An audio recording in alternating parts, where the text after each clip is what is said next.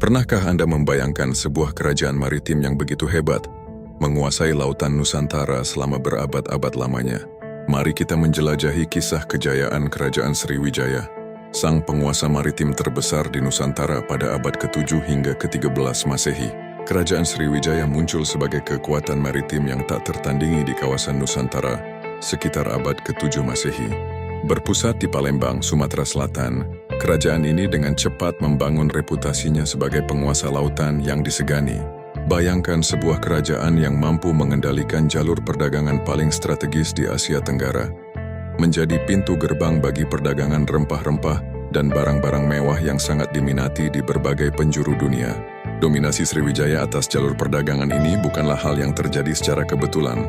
Dengan kecerdikan dan kekuatan armada lautnya, Sriwijaya berhasil menguasai wilayah yang luas, meliputi sebagian besar Sumatera, Jawa, Semenanjung Malaya, Kalimantan, dan pulau-pulau di sekitarnya. Bayangkan betapa luasnya wilayah kekuasaan mereka, membentang dari ujung barat hingga timur Nusantara. Namun kekuatan Sriwijaya tidak hanya terletak pada penguasaan wilayah semata. Kerajaan ini juga dikenal karena kemampuan diplomatiknya yang luar biasa. Mereka menjalin hubungan yang erat dengan Kekaisaran Tiongkok, salah satu kekuatan besar dunia pada masa itu. Tidak hanya itu, Sriwijaya juga mampu menjalin hubungan baik dengan kerajaan-kerajaan lain di kawasan Asia Tenggara, memperkuat posisinya sebagai pusat perdagangan dan diplomasi regional. Selain sebagai kekuatan maritim dan pusat perdagangan, Sriwijaya juga memainkan peran penting dalam penyebaran agama Buddha di Asia Tenggara.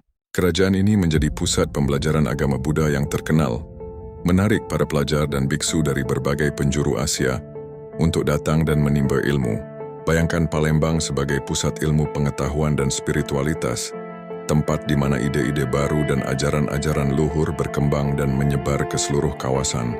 Kejayaan Sriwijaya tidak hanya tercatat dalam catatan sejarah, tetapi juga dapat kita saksikan melalui peninggalan-peninggalan bersejarah yang masih ada hingga saat ini.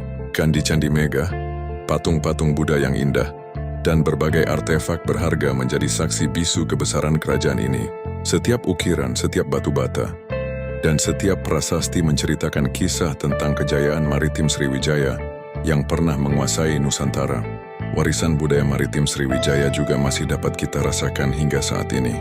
Keahlian dalam navigasi, pembuatan kapal, dan pengetahuan tentang lautan yang dikembangkan oleh Sriwijaya telah menjadi fondasi bagi tradisi maritim Indonesia modern. Bayangkan bagaimana pengetahuan dan keterampilan yang diwariskan oleh nenek moyang kita dari masa Sriwijaya masih relevan dan berharga hingga hari ini.